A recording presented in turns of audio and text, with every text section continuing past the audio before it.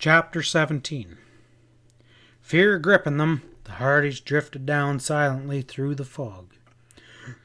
The only sound was an occasional flapping of the canopies looming above their heads.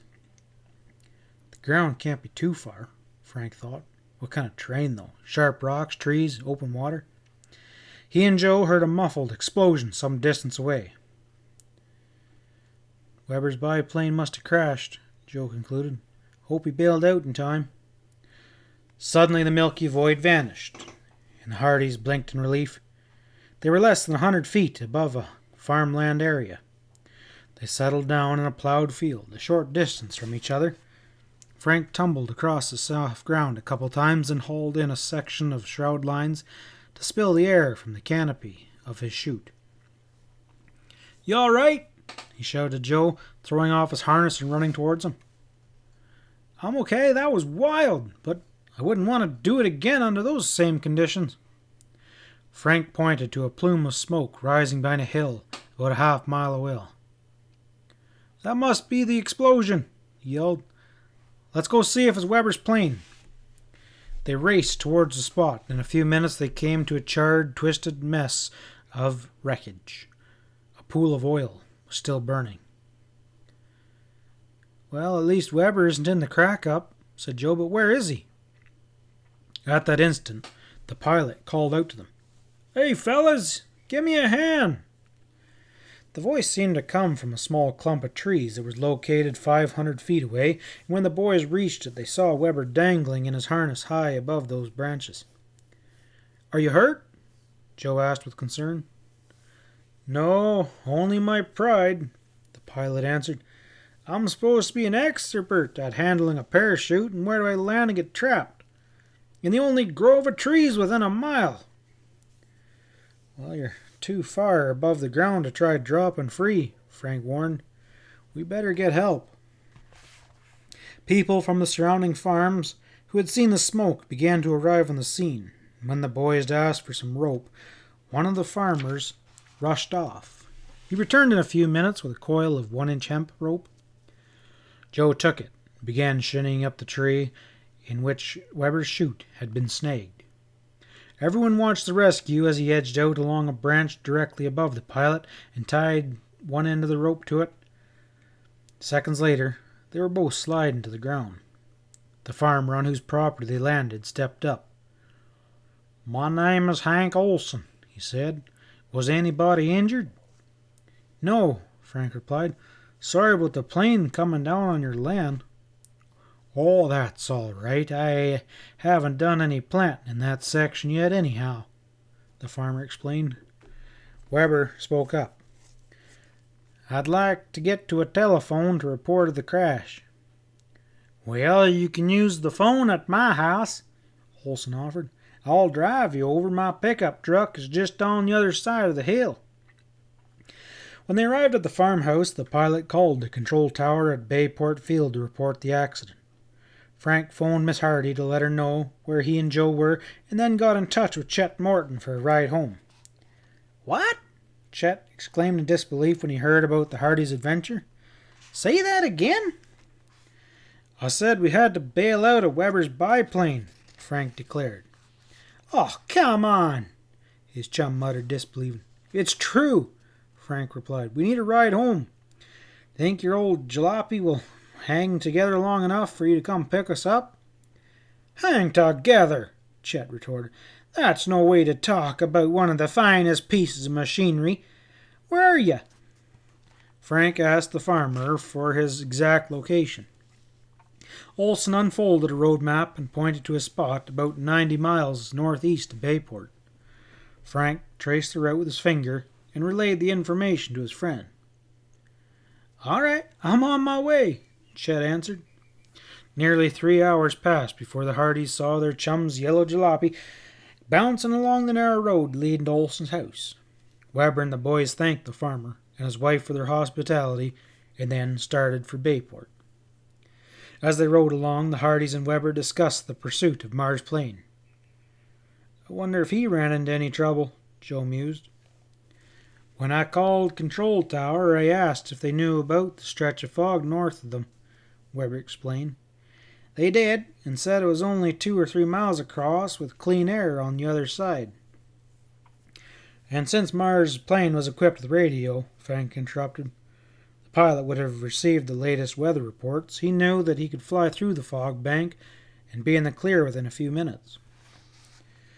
Do you think Mar knew he was being followed? Joe asked. My guess is he didn't, Weber said. At least his pilot wasn't attempting any evasive actions. I'm real sorry about your plane, Joe said sympathetically. She was a good ship, Weber declared sadly, but I have enough parts to build another one. There's some consolation in that.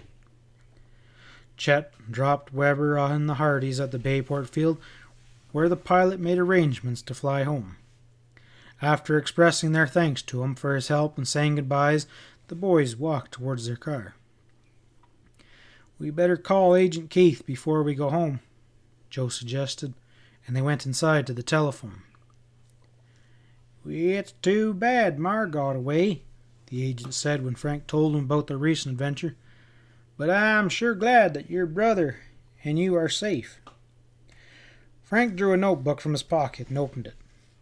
I have the registration number of the getaway plane. Good, Keith said. Let's have her. I'll check it out with the Federal Aviation Agency.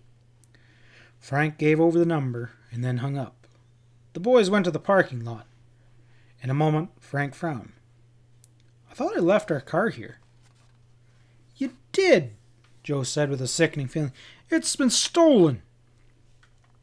The Hardys were momentarily paralyzed.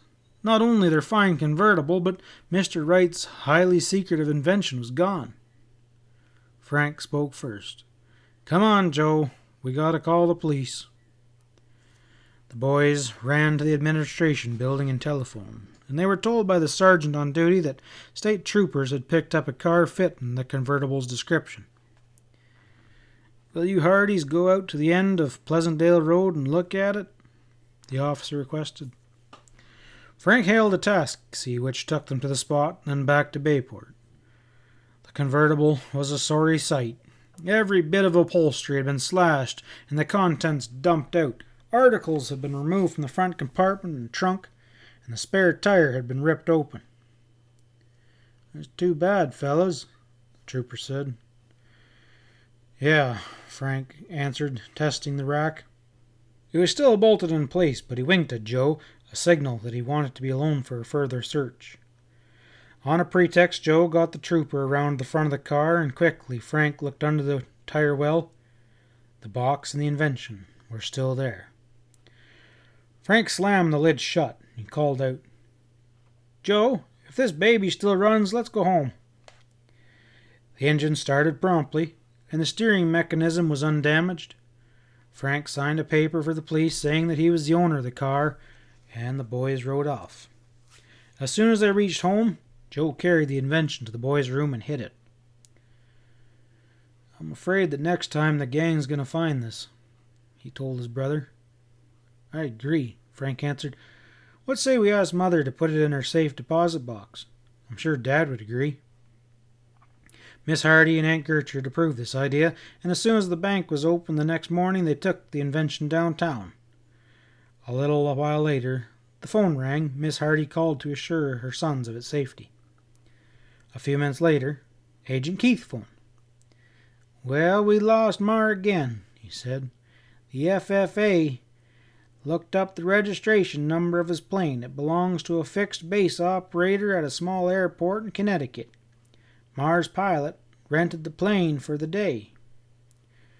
Did the owner see the pilot's flying license? Yeah, Keith replied. The name listed was Harold Clark. It's a forgery. Such a license was never issued. But what about the plane? Well, it was returned some time last night. The owner found it tied down on his ramp when he went to the airport earlier this morning. The Hardys were downcast by the situation. Mar had vanished, and they did not have the slightest lead upon him.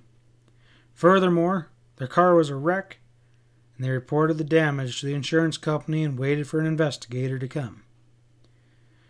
We're going to have to rent a car while ours is being repaired, Frank said. He made the arrangement by phone, and within half an hour, another car stood in the driveway. The boys had just sat down to lunch in the dining room when the telephone rang again. Aunt Gertrude went to the kitchen to take the call. "Yes, they're home," the others heard her say. Presently she darted into the room. "It's about Mr. Bickford," she said quietly. End of chapter 17.